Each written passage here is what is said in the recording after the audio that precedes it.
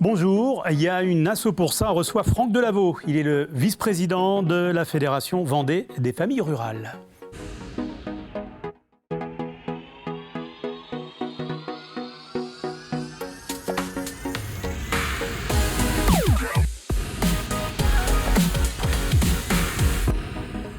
Franck Delaveau, bonjour. Bonjour. Bienvenue sur le plateau de Il y a une asso pour ça. La rentrée scolaire est derrière nous. Un des constats entendus est l'augmentation du coût de cette rentrée scolaire qui pèse sur le budget des familles. Est-ce que c'est un constat partagé par famille rurale ?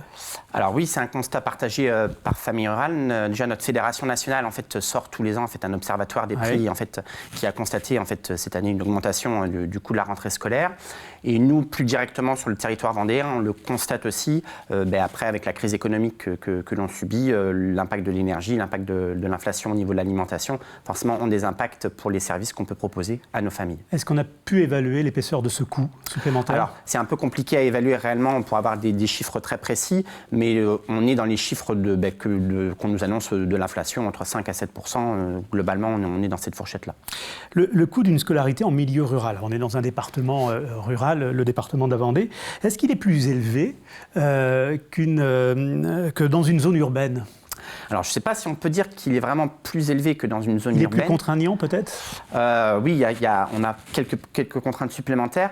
Après, on a dans notre milieu rural tout un panel de bénévoles qui vont œuvrer justement pour faire en sorte de diminuer au maximum ce coût-là, qu'on va peut-être moins retrouver dans le milieu urbain. Et donc, justement, on va essayer de gommer peut-être ce différentiel par des efforts de toute la contribution des bénévoles à ces divers services. Est-ce que vous avez observé justement des familles qui peinaient justement dans l'achat de fournitures ou dans cette approche budgétaire pour bien préparer une rentrée scolaire ? Alors, on a pu avoir quelques remarques où on peut le ressentir au niveau de certaines familles, ou alors qui adaptent leur mode de fonctionnement, par exemple qui vont prendre un jour de télétravail en plus pour éviter que les enfants déjeunent au restaurant scolaire, ou ne mettre moins les enfants à l'accueil périscolaire ou le mercredi pour justement essayer de limiter cet impact de coûts supplémentaires. Alors, autre mission de famille rurale, si on regarde d'un peu plus près, c'est les repas scolaires. Oui. 420 000 repas, c'est énorme. Oui, c'est 18 restaurants scolaires à l'échelle de la Vendée qui fournissent sur 420 000 repas sur la dernière saison. Donc, ce sont des cantines scolaires qui sont à côté justement des écoles, qui sont dans les écoles. C'est ça. Donc, en partenariat avec les collectivités, parce qu'évidemment, l'association ne pourrait rien faire sans l'appui de la collectivité, et en s'appuyant sur des salariés compétents et performants. C'est 18 restaurants scolaires à l'échelle de la Vendée qui accueillent pas mal d'élèves et qui servent 420 000 repas au cours de l'année. Ça, c'était en 2022-2023. Le coût moyen d'un repas, c'est quoi ? Alors, en fait, c'est un peu aléatoire en fonction des territoires, parce qu'en fonction de l'appui de la collectivité ou de toutes les actions qui vont être menées par les bénévoles pour réduire ce repas, à chaque fois, évidemment, la volonté de toutes les parties prenantes, c'est de réduire au maximum ce coût près des familles. On va s'efforcer de l'abaisser le plus possible pour qu'on soit entre 3 et 5 euros grand maximum, quoi. Alors ça dépend encore une fois des territoires, ça peut varier, mais la volonté c'est de limiter cet impact au maximum. Et qu'est-ce que vous proposez pour ce coût-là dans les assiettes des enfants ? Alors la volonté c'est aussi de pas que le prix soit au détriment de la qualité des repas, et donc on accentue depuis ces dernières années aussi sur tout l'impact du manger local. Oui. En fait, donc il y a un certain nombre de partenariats faits avec des producteurs locaux pour justement que en circuit court, pour que les enfants puissent manger quelque chose qui est proche de chez eux, et de la variété, parce qu'évidemment dans le cadre du projet pédagogique du restaurant scolaire, l'idée c'est que ce soit des repas variés, et puis de faire découvrir aussi peut-être des mets ou des aliments que les enfants n'ont pas forcément l'habitude de manger chez eux. Et vous travaillez avec justement la communauté familiale, la communauté enseignante, oui, de la restauration scolaire ? Alors, donc c'est tout un échange, un partenariat. Donc il y a toute une équipe de bénévoles qui pilote le restaurant scolaire et qui va échanger sur ce qu'ils ont envie que les enfants mangent dans les assiettes des enfants. Donc ils donnent après les consignes à l'équipe pédagogique ou à l'équipe de salariés qui va mettre en œuvre. Et puis c'est aussi un partenariat avec la collectivité qui, elle aussi, veut défendre sur son territoire une restauration de qualité. Et vous êtes dans la logique des circuits courts. Oui, exactement. L'une de vos missions est aussi l'accueil avant, après le temps scolaire. Ce temps, il est précieux pour l'enfant. Oui. ça lui permet de faire à la fois la déconnexion entre l'école et la famille. Ça doit rester un temps de loisir.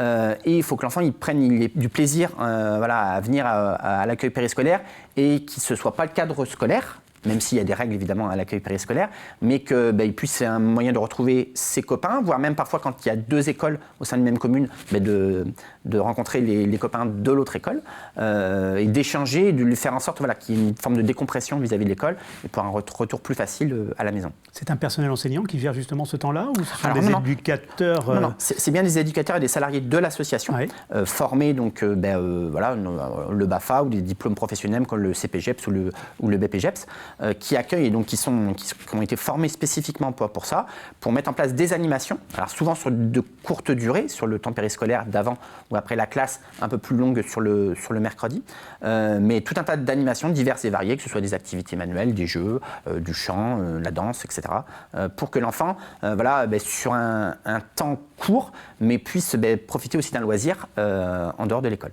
C'est un temps aussi qui peut être engageant pour les parents. Ils peuvent participer à ce temps-là ou pas? Alors, de la même manière que pour les restaurants scolaires, il y a toute aussi une équipe de bénévoles en fait, qui pilote ces temps-là. Donc on s'appuie sur des salariés, mais ce sont bien des parents qui mettent en place en fait, et qui participent au projet pédagogique, au projet éducatif de l'accueil périscolaire et qui indiquent ce qu'ils souhaitent qui s'y passe pour leurs enfants. Donc c'est bien les parents qui sont acteurs aussi de ce qu'ils ont envie d'avoir pour leurs enfants. Et ça, c'est une signature forte justement de Famille Rurale. Oui, voilà, c'est notre histoire et qui fait que on est Fédération d'éducation populaire et on y est très attaché et on a envie qu'il y ait la participation des familles au sein. Voilà, enfin, on ne peut conçoit pas d'ailleurs la mise en place d'activités sans la participation des familles. Vous parlez d'éducation populaire, on est vraiment dans ce registre-là. Exactement, tout à fait. Le temps scolaire, c'est aussi le transport scolaire. Oui. Et là, c'est un gros morceau. Ouais, 11 500 élèves transportés par des associations de familles rurales sur l'ensemble du territoire. Donc là aussi, de la même manière, c'est aussi une équipe de bénévoles qui s'appuie sur des salariés, mais pour organiser les circuits, décider des points d'arrêt. Donc là, en partenariat avec la région Pays de la Loire, qui a la compétence pour la partie transport, ou certaines communautés d'agglomération, comme à La Roche-sur-Yon. Donc là aussi, il y a un partenariat avec la collectivité pour faire en sorte que les enfants soient transportés de manière sécurisée. Oui. Voilà. Parfois donc avec l'appui d'accompagnateurs qui sont présents dans le car, que ce soit donc au niveau des primaires ou des secondaires. Alors là, on entend des fois des enfants qui sont contraints de se lever tôt pour prendre le bus. C'est toujours ça? Ce paysage existe toujours? Alors malheureusement, ce paysage il existe toujours parce que la volonté c'est de pouvoir transporter des enfants qui sont un peu plus loin de l'établissement scolaire. Donc pour essayer de pouvoir en transporter un maximum, il faut que les premiers forcément puissent être desservis tôt et pour arriver à l'heure, soit à l'école, soit au collège ou au lycée. Après, là aussi, la réflexion, ça va être de faire en sorte que les circuits soient le plus rationalisés possible pour que l'enfant il puisse prendre le car le moins tôt possible le matin et puisse rentrer chez lui le plus tôt possible le soir. Le coût du carburant, c'est un sujet d'actualité, ce qui pèse justement sur le coût global et donc le coût aussi qui est proposé aux familles. La collectivité, donc principalement donc la région Pays de la Loire, s'efforce en fait de minimiser ce coût-là par rapport aux familles, mais évidemment il faut impacter ce coût-là. Et donc globalement, ces messages il y a de la communication qui est faite. L'association va pouvoir communiquer auprès des familles, que ce soit sur le transport scolaire, l'accueil périscolaire ou la restauration scolaire, auprès des familles pour expliquer ces augmentations et en disant que l'association va s'efforcer de les minimiser au maximum. Et de manière globale, les familles comprennent aussi cet impact-là, même si ça peut peser dans leur pouvoir d'achat.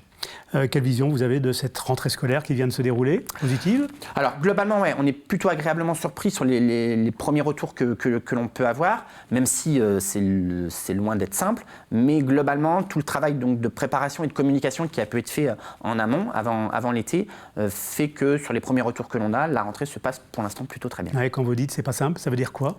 Parce que les voilà, l'objectif pour nous, c'est que les familles elles puissent subir le moins possible cet impact inflationniste. Et donc, on va s'efforcer de mettre en place des actions pour réduire au maximum les coûts. Mais on voit bien que parfois, la question budgétaire, elle peut peser aussi dans leur choix de mettre l'enfant au restaurant scolaire ou au périscolaire. Pour intégrer Famille Rurale, pour adhérer à Famille Rurale et bénéficier justement de ce service, c'est comment? Quelle est la solution? C'est très simple. C'est très facile. Il faut franchir la porte soit du restaurant scolaire, de l'accueil périscolaire, soit en parler aux salariés, parce que très souvent les parents ils vont avoir en contact les salariés, qui vont mettre en relation avec des bénévoles, et au contraire, on les accueille à bras ouverts. Alors, il y a des échanges, mais c'est beaucoup de convivialité aussi que l'on va partager lors de nos réunions. Et c'est aussi découvrir tout le panel de ce que peut faire Famille Rurale en dehors de toutes les activités qui tournent autour de l'école. On a beaucoup d'activités autour du culturel, de la prévention, etc. Et donc, c'est rentrer dans la grande famille des familles rurales.